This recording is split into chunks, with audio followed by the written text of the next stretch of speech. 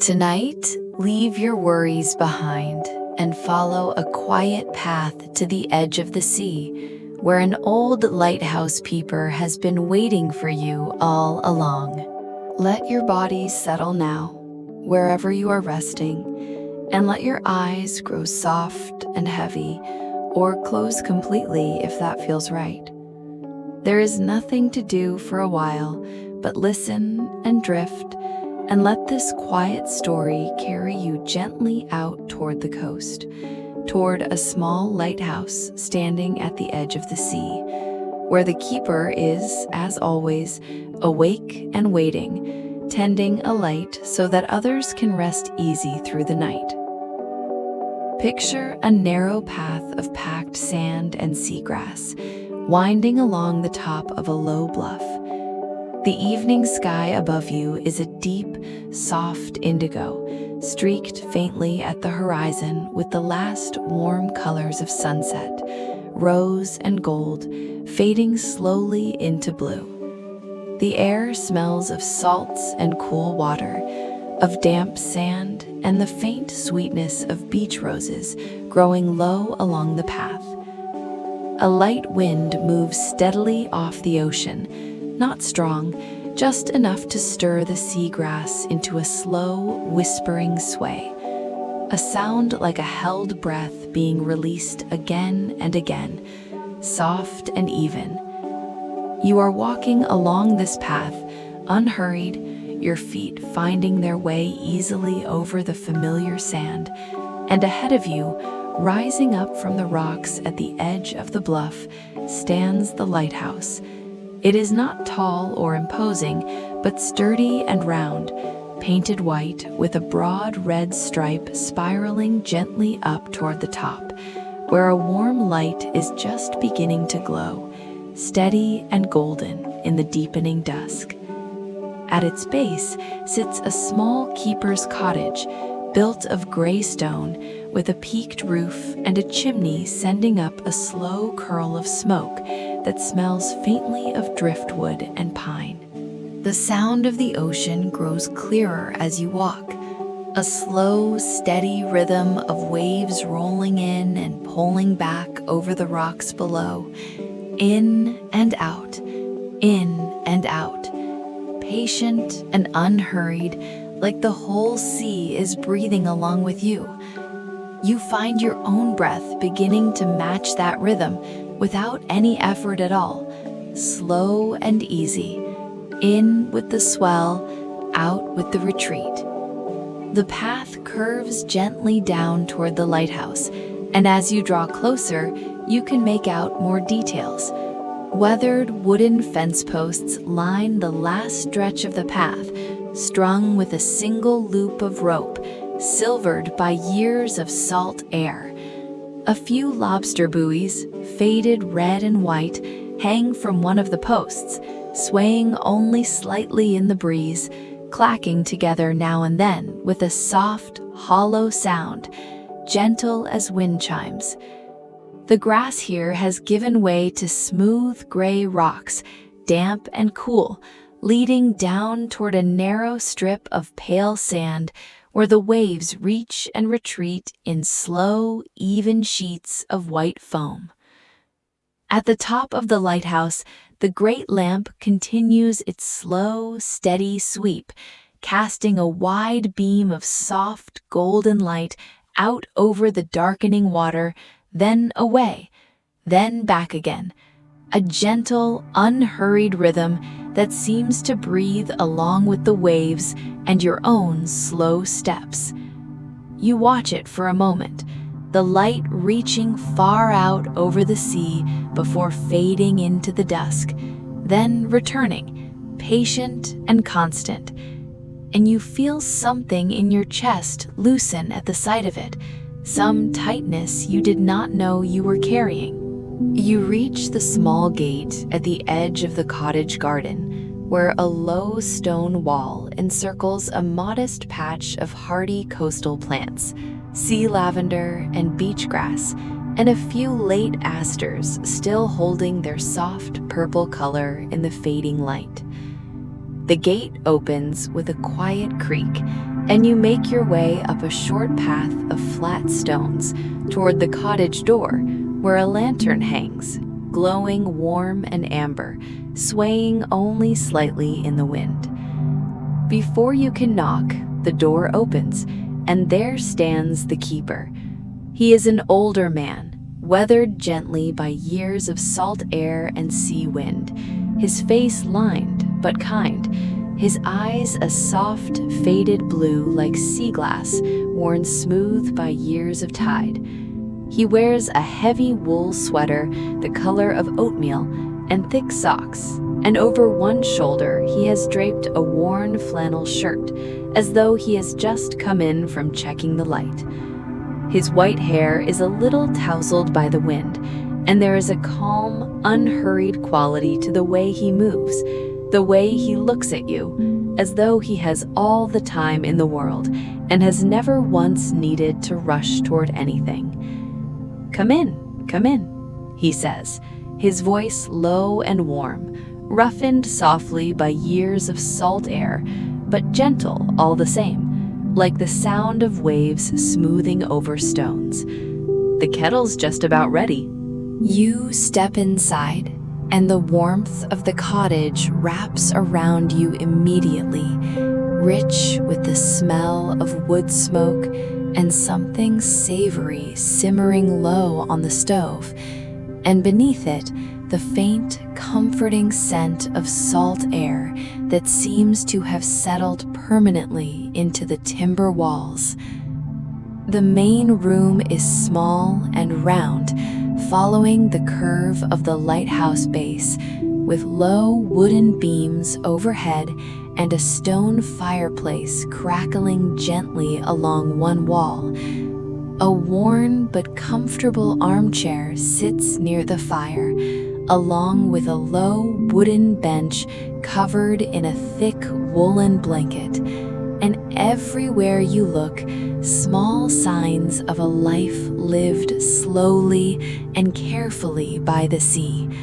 A shelf of smooth stones and sea glass arranged by color, a coil of rope hung neatly by the door, a few faded charts pinned to the wall, their edges soft with age.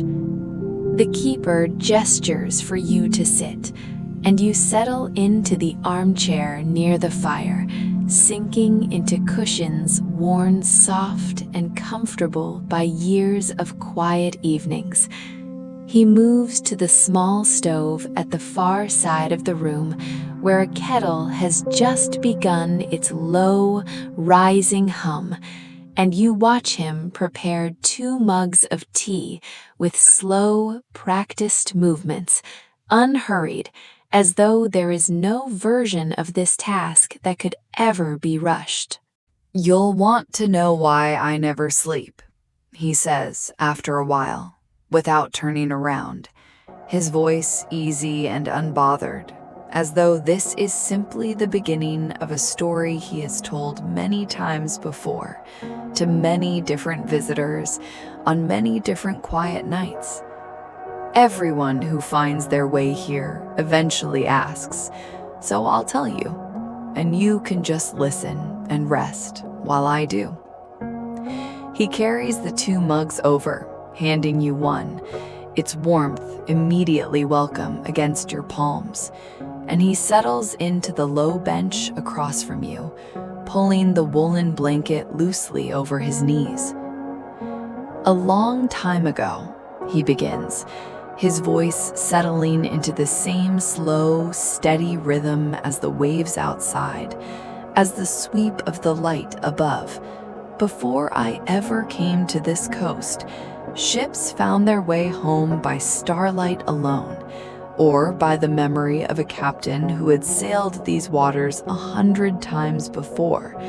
And most nights that was enough, but not every night. Some nights the fog would roll in thick as wool, and a ship might drift closer to the rocks than anyone intended, simply because there was nothing to tell them where the safe water ended and the danger began." He takes a slow sip of his tea, and outside, the light continues its steady sweep, gold, then dark, then gold again, in through the small round window beside the fireplace. So they built this light, he continues, right here on this point, so that no matter how thick the fog, no matter how dark the night, any ship out there would always have one steady thing to look for. One patient light sweeping slow and even, telling them gently, here is where the rocks are, and here is where the safe water lies, and you are not alone out there, whatever the dark might feel like. You find yourself settling deeper into the armchair as he speaks, the fire warm against your legs, the tea warm in your hands, his voice low and unhurried, easy to listen to, easy to simply let wash over you the way the waves wash over the sand outside. That's the thing about a light like this, he says. It only works if it never stops. A lighthouse that goes dark for even a single night might be the one night a ship needed it most. So somebody has to stay awake. Somebody has to keep the lamp burning, keep the mechanism turning, keep watch over the long hours when everyone else, quite rightly, is sound asleep. He smiles then. A slow, easy smile, the lines around his eyes deepening gently. That's me, he says simply. That's been me, one way or another, for longer than I can rightly remember. I don't mind it. Someone has to hold the light steady so that everyone else can rest easy, and I suppose somewhere along the way I decided that could be me. It's a peaceful kind of work, in truth. Quiet, slow. There's a great deal of time out here for watching the sea and listening to the wind and simply being still. The fire pops softly, sending up a small curl of sparks, and outside, a wave breaks against the rocks below with a long, slow hiss of foam. You take another sip of your tea, and you feel your shoulders sink further, your breathing slow further, matching itself once more to the steady rhythm of the sea. Come, the keeper says after a while, rising slowly from the bench, setting his own mug aside. Let me show you the light before it gets much later. It's a fine thing to see up close on a calm night like this one. You rise as well, feeling how loose and warm your body has become, and you follow him toward a narrow spiral staircase at the center of the cottage, its iron steps worn smooth by decades of slow, careful footsteps. The staircase winds upward through the body of the lighthouse, lit at intervals by small, round windows, each one framing a slice of the darkening sea outside. The moon now rising pale and full over the water, laying down a long, shimmering path of silver light across the waves. You climb slowly, unhurried, matching your pace to the keeper's easy steps ahead of you, and the sound of your footsteps on the iron stairs makes a soft, rhythmic clang, gentle and even, echoing softly up the curved stone walls. Somewhere below, you can still hear the faint, steady wash of the sea, and above, growing closer with each step, a low, mechanical hum, patient and steady, the sound of the great lamp's mechanism turning slowly, faithfully, exactly as it has turned every night for longer than either of you can remember. At last you reach the top, stepping out into the lamp room itself, a small round chamber ringed with glass, open on every side to the night.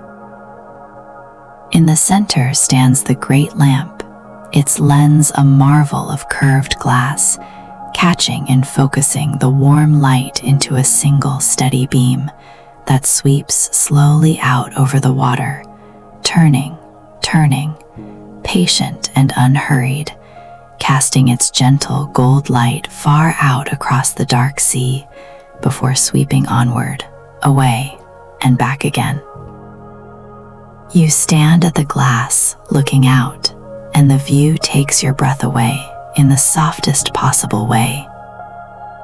The moon hangs low and full over the water, laying its own silver path alongside the lighthouse's golden one, and the sea beneath both lights moves in slow, gentle swells, dark and glimmering, stretching out toward a horizon you cannot quite see, lost somewhere in the deep, soft blue of night.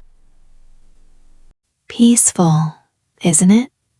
The keeper says quietly, standing beside you, his voice hardly louder than the hum of the lamp's mechanism turning steadily behind you.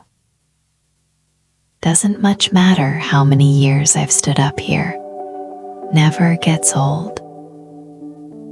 There's something about a view this wide, this quiet, that puts a person's thoughts right in their proper place.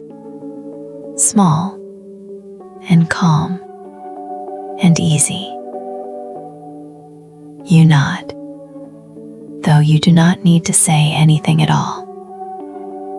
The two of you stand together for a while in comfortable silence, watching the light sweep slowly out over the water, watching the moon's reflection ripple gently on the swells, listening to the low, steady hum of the mechanism and the soft, distant wash of waves against the rocks far below.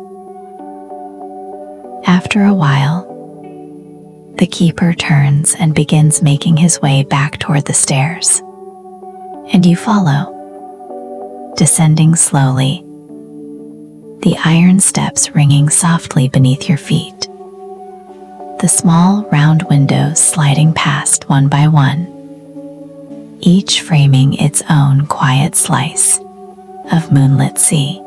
Back in the warm main room, the fire has burned down to a low, steady glow, and the keeper adds a single new log, which catches slowly, sending up a small curl of flame that settles quickly into a gentle, even burn. He gestures for you to sit again, and this time, instead of the armchair, you find yourself drawn to the low wooden bench near the window, where the woolen blanket still holds some warmth from where he sat earlier. You settle into it, pulling the blanket over your knees, and you look out through the small round window beside you, where the lighthouse beam continues its slow sweep, visible now and then as a soft wash of gold light passing over the dark water outside.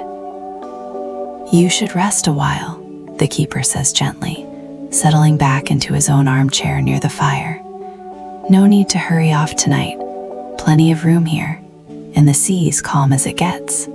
I'll keep watch, same as always. That's what I'm here for. You feel your eyelids growing heavy at his words, the warmth of the fire and the low, steady hum of the sea outside, working together to pull you gently toward rest. You do not argue. There is nothing in you that wants to. The bench is soft beneath the blanket, the room is warm, and the keeper's presence, calm and unhurried, makes you feel entirely safe, entirely free to let your guard down completely.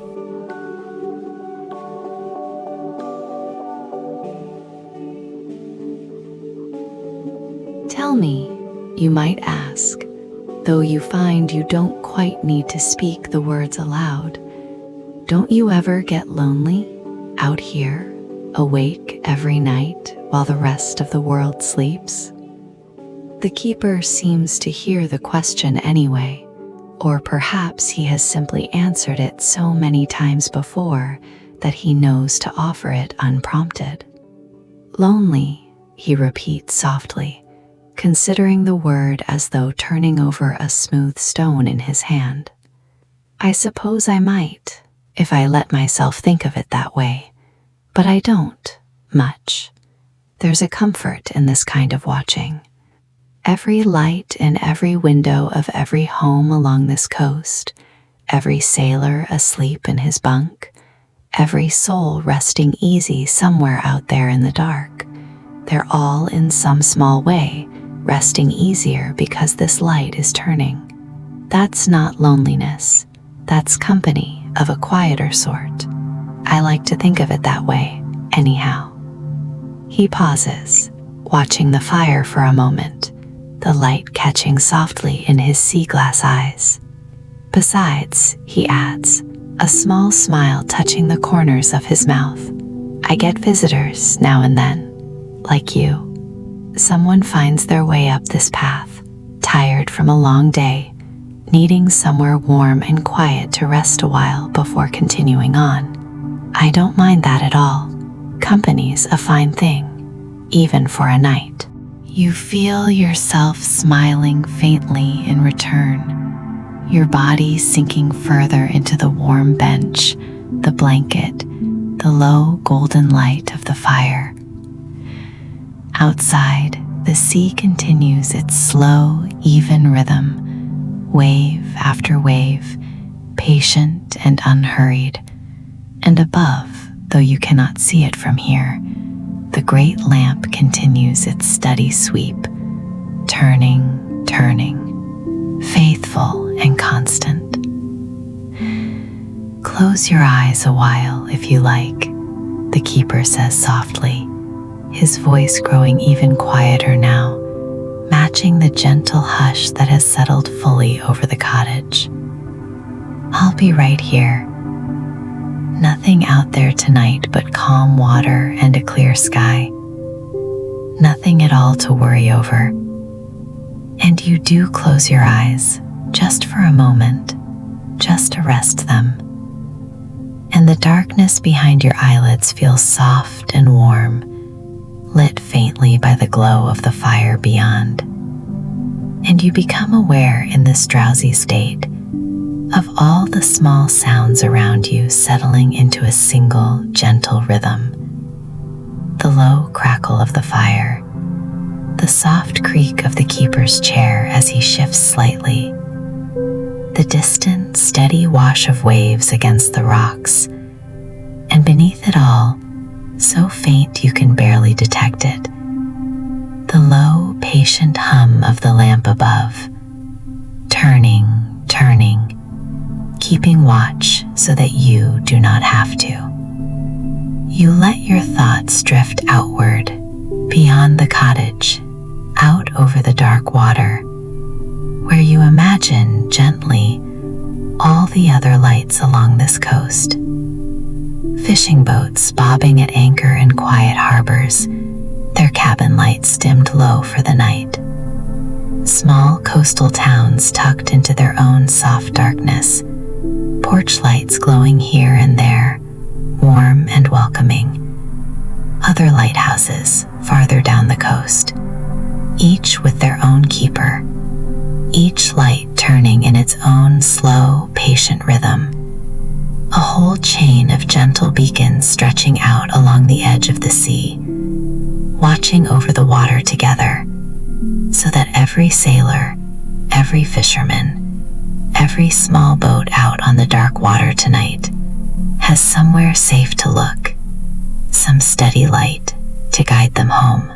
You imagine the fishermen themselves out on the water even now, perhaps checking their nets one last time before turning in for the night, their boats rocking gently on slow, easy swells, the lighthouse beam sweeping over them every so often, a soft reminder that they are seen, that they are watched over, that whatever the dark water might feel like around them, they are not alone out there. You imagine, too, the small towns further inland, where people are settling into their own evenings, much as you settled into yours earlier tonight, closing curtains against the cool night air, banking their own fires low, climbing into their own warm beds, trusting, without needing to think about it at all, that the lighthouse out on the point is doing exactly what it has always done, exactly what it will keep doing long after they have fallen asleep, turning, sweeping, watching, patient and steady and calm. The keeper's chair creaks softly again, and you hear him rise, moving slowly toward the small kitchen area. And though you do not open your eyes, you hear the soft, familiar sounds of him settling the kettle back onto the stove, perhaps for one more cup of tea before his long night continues. There is no urgency in his movements, no rush, only the same slow, easy rhythm that seems to govern everything in this small cottage by the sea.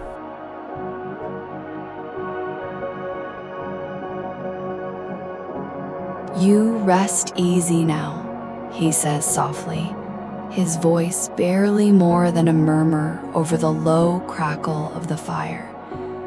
"That's all you need to do tonight. I've got the light, I've got the watch.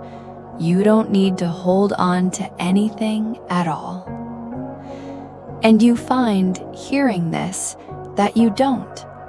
Whatever small worries you might have carried with you up that winding coastal path, whatever thoughts might have still been turning gently in the back of your mind, seem to loosen now, one by one, releasing their hold, drifting outward and away like the last curl of smoke rising from the chimney into the calm night sky. Your breathing continues its slow, even rhythm, matched now so completely to the sound of the waves outside that you could not separate the two if you tried. In with the swell, out with the retreat. In, out. Slow and warm and unhurried. You feel, in this soft, drifting state, a gentle sense of being carried, as though the bench beneath you has become something more like a boat, rocking ever so slightly, ever so gently on calm water, and you let yourself imagine this fully, the soft rock and sway of it, the warmth of the blanket around you, the low, golden light of the fire somewhere nearby, the sound of the sea continuing its patient rhythm all around you. Somewhere above, though you cannot see it now, the great lamp continues its slow, steady sweep, and you imagine its warm, golden light passing gently over you as it turns, a soft wash of light, and then shadow, and then light again, patient and constant, the way it has swept over this cottage, this bench, this fire, every night for as long as the keeper has kept his watch. You do not need to open your eyes again tonight. You do not need to do anything at all.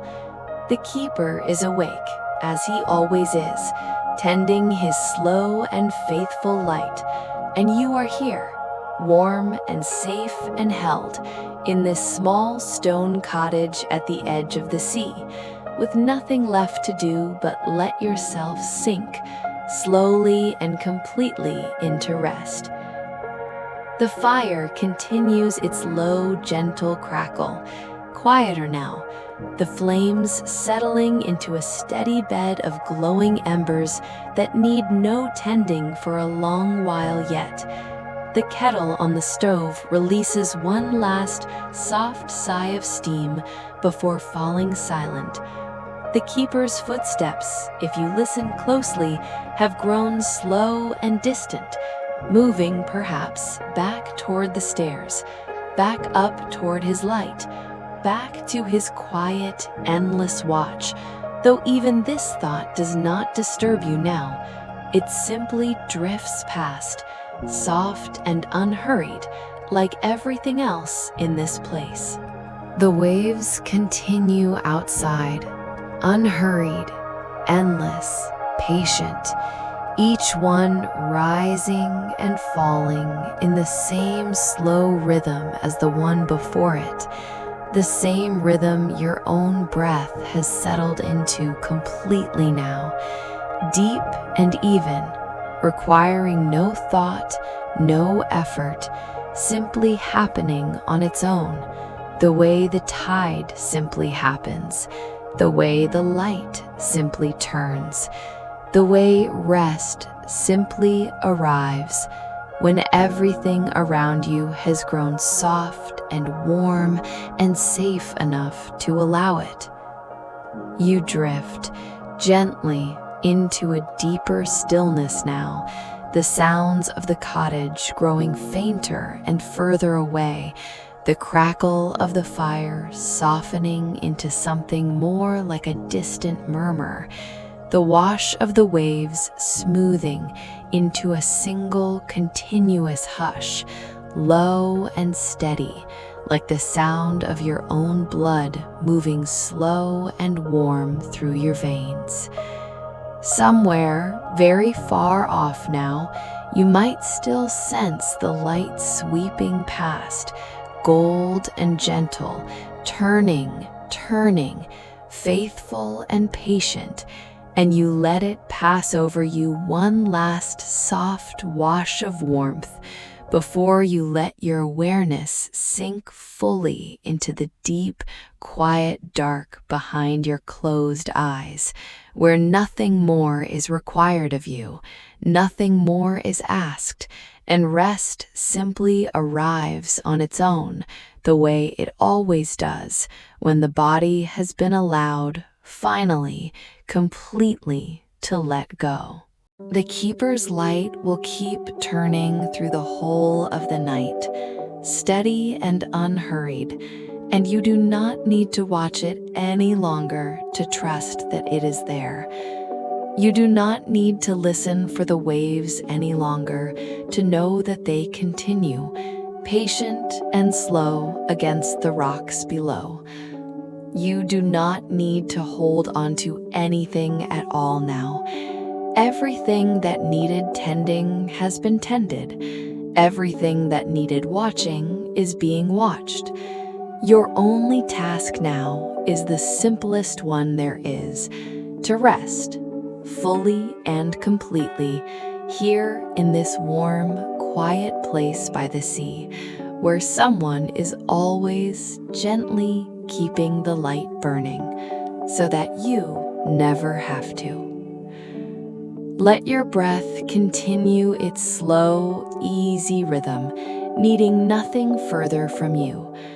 Let your body rest heavy and warm, sunk fully into softness, into safety, into the deep hush that has settled now over the whole cottage, the whole coast, the whole quiet night. There is nothing left to think about, nothing left to notice, nothing left to do at all, except allow yourself to drift slowly and completely down into sleep, here at the edge of the sea, beneath a steady, patient light that will keep turning gently all through the night, for as long as you need it to. Rest now, just rest. The light is watching. You can let go.